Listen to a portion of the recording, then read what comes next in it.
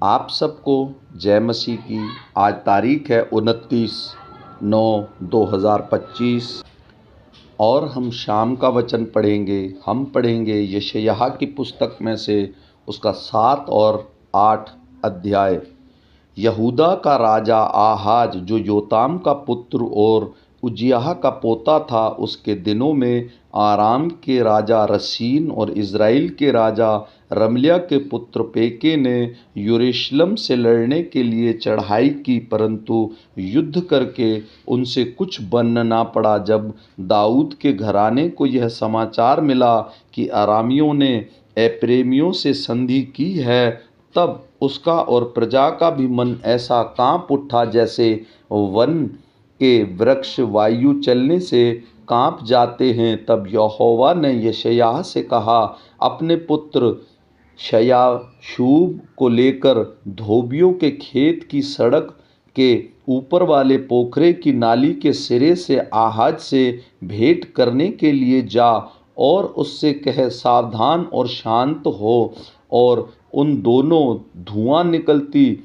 लुगटियों से अर्थात रसीन और अरामियों के भड़के हुए कोप से और रमल्याह के पुत्र से मत डर, और ना तेरा मन कच्चा हो। इसलिए अरामी और रमल्याह के पुत्र समेत एप्रैमियों ने यह कहकर तेरे विरुद्ध बुरी युक्ति ठानी है कि आओ हम यहूदा पर चढ़ाई करके उसको घबरा दें, उसको अपने वश में लाकर ताबेल के पुत्र को राजा नियुक्त कर दें। इसलिए प्रभु यहोवा ने यह कहा है कि यह युक्ति न तो सफल होगी और न पूरी, क्योंकि आराम का सिर दशमिक और दशमिक का सिर रसीन है, फिर एप्रैम का सिर शोम्रोन और शेमरोन का सिर रमल्याह का पुत्र। 65 वर्ष के भीतर एप्रैम का बल इतना टूट जाएगा कि वह जाति बन न रहेगी। यदि तुम लोग इस बात की प्रतीति न करो तो निश्चय तुम स्थिर ना रहोगे। फिर यहोवा ने आहाज से कहा, अपने परमेश्वर यहोवा के लिए चिन्ह मांग, चाहे वह गहरे स्थानों का हो या ऊपर आसमान का हो। आहाज ने कहा, मैं नहीं मांगने का और मैं यहोवा की परीक्षा नहीं करूँगा। तब उसने कहा, हे दाऊद के घराने सुनो, क्या तुम मनुष्यों को उकता देना छोटी बात समझकर अब मेरे परमेश्वर को भी उकता दोगे? इस कारण प्रभु आप ही तुमको एक चिन्ह देगा। सुनो, एक कुंवारी गर्भवती होगी और पुत्र जनेगी और उसका नाम इमानुएल रखेगी। और जब तक वह बुरे को त्यागना और भले को ग्रहण करना न जाने, तब तक वह मक्खन और मधु खाएगा, क्योंकि उसने पहले ही वह लड़का बुरे को त्यागना और भले को ग्रहण करना जाने। वह देश जिसके दोनों राजाओं से तू घबरा रहा है निर्जन हो जाएगा। यहोवा तब पर तेरी प्रजा पर और तेरे पिता के घराने पर ऐसा दिनों को ले आएगा कि जब से एप्रैम यहूदा से अलग हो गया, तब से वह वैसे ही दिनों में कभी नहीं आए, अर्थात आशूर के राजा के दिन। उस समय यहोवा ने उन मक्खियों को जो मिस्र की नदियों के सिरों पर रहती हैं और उन मधुमक्खियों को जो आशूर देश में रहती हैं, सीटी बजाकर बुलाया, और वे सब की सब आकर इस देश के पहाड़ी नालों में और चट्टानों की दरारों में और सब कटीले झाड़ियों और सब चराइयों पर बैठ जाएंगी। उस समय प्रभु महानद के पार वाले आशूर के राजा रूपी भाड़े के उस्तरे से सिर और पाँवों के रोए मुंडवाएगा। उससे दाढ़ी भी पूरी मुंड जाएगी। और समय ऐसा होगा कि मनुष्य केवल 1 कलोर और 2 भेड़ को पालेगा, और वे इतना दूध पिएंगे कि वह मक्खन खाया करेंगे, क्योंकि जितने इस देश में रह जाएंगे वह सब मक्खन और मधु खाया करेंगे। उस समय जिन जिन स्थानों में 1000 टुकड़े चांदी का, हजार दाखलताएं हैं, उन सब स्थानों में कटीले ही कटीले पेड़ होंगे। तीर और धनुष लेकर लोग वहां जाया करेंगे, क्योंकि सारे देश में कटीले पेड़ हो जाएंगे। और जितने पहाड़ कुदाल से खोदे जाते हैं, उन सबों पर कटीले पेड़ों के डर के मारे कोई न जाएगा। वे गाय बैल चराने के और भेड़ बकरियों के रौंदने के लिए होंगे।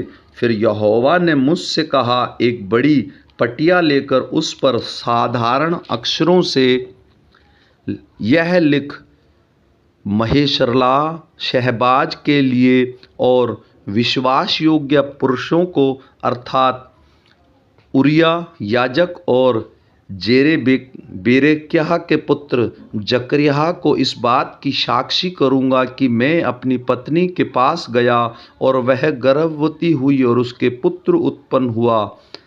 तब यहोवा ने मुझसे कहा, इसका नाम महेशरला शहबाज रख, क्योंकि इससे पहले कि वह लड़का बापू और माँ पुकारना जाने, दशमिक और शेमरोन दोनों की धन संपत्ति लूटकर आशूर का राजा अपने देश को भेजेगा। यहोवा ने फिर मुझसे दूसरी बार कहा, इसलिए कि लोग शीलोह के धीरे धीरे बहकाने वाले सोते को निकम्मा जानते हैं, बहने वाले सोते को निकम्मा जानते हैं, और रसीन और रमलिया के पुत्र के संग एका करके आनंद करते हैं। इस कारण सुन, प्रभु उन पर उस प्रबल और गहरे महानद को, अर्थात आशूर के राजा को उसके सारे प्रताप के साथ चढ़ा लाएगा, और वह उनके सब नालों को भर देगा और सारे तटों से छिलकर बहेगा। और वह यहूदा पर भी चढ़ आएगा और बढ़ते बढ़ते उस पर चढ़ेगा और गले तक पहुँचेगा। और हे इमानुएल, तेरा समस्त देश उसके पंखों के फैलने से ढप जाएगा। हे लोगों, हल्ला करो तो करो, परंतु तुम्हारा सत्यानाश हो जाएगा। हे पृथ्वी के दूर दूर के देश के सब लोगों, कान लगाकर सुनो, अपनी अपनी कमर कसो तो कसो, परंतु तुम्हारे टुकड़े टुकड़े किए जाएंगे। अपनी कमर कसो तो कसो, परंतु तुम्हारा सत्यानाश हो जाएगा।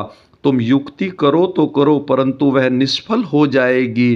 तुम कुछ भी कहो, परंतु तुम्हारा कहा हुआ ठहरेगा नहीं, क्योंकि परमेश्वर हमारे संग है। क्योंकि यहोवा दृढ़ता के साथ मुझसे बोला और इन लोगों की सी चाल चलने को मुझे मना लिया, और कहा, जिस बात को ये लोग राजद्रोह कहें उसको तुम राजद्रोह न कहना, और जिस बात से वे डरते हैं उससे तुम न डरना और न भय खाना। सेनाओं के यहोवा को पवित्र जानना, उसका डर मानना और उसी का भय खाना, और वह शरणस्थान होगा। परंतु इज़राइल के दोनों घरानों के लिए ठोकर का पत्थर और ठेस की चट्टान, और यरूशलेम के निवासियों के लिए फंदा और जाल होगा।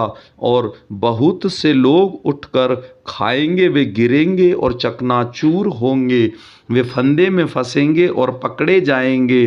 चितौनी का पत्र बंद कर दो, मेरे चेलों के बीच में शिक्षा पर छाप लगा दो, और उस यहोवा की बाट जोता रहूँगा जो अपने मुख को याकूब के घराने से छिपाए है, और मैं उसी पर आशा लगाए रहूँगा। देख, मैं और जो लड़के यहोवा ने मुझे सौंपे हैं, उसी सेनाओं के यहोवा की ओर से जो सिय्योन पर्वत पर निवास किए रहता है, इस इज़राइल के लिए चिन्ह और चमत्कार हैं। जब लोग तुमसे कहें, ओझाओं और टोनों के पास जाकर पूछो, तो गुनगुनाते और फुसफुसाते, तब तुम यह कहना, क्या प्रजा को कोई परमेश्वर ही के पास जाकर न पूछना चाहिए? क्या जीवितों के लिए मुर्दों से पूछना चाहिए? व्यवस्था और चितौनियों ही की चर्चा किया करो। यदि वे लोग इन वचनों के अनुसार न बोलें, तो निश्चय उनके लिए पो न फटेगी। वे इस देश में क्लेशित और भूखे फिरते रहेंगे, और जब वे भूखे रहे होंगे तब वे क्रोध में आकर अपना राजा और अपने परमेश्वर को शाप देंगे और अपना मुख ऊपर आकाश की ओर उठाएंगे। तब वे पृथ्वी की ओर दृष्टि करेंगे, परंतु उन्हें सेंकती और अंधियारा अर्थात संकट भरा अंधियारा ही देख पड़ेगा और वे घोर अंधकार में ढकेल दिए जाएंगे। आमीन।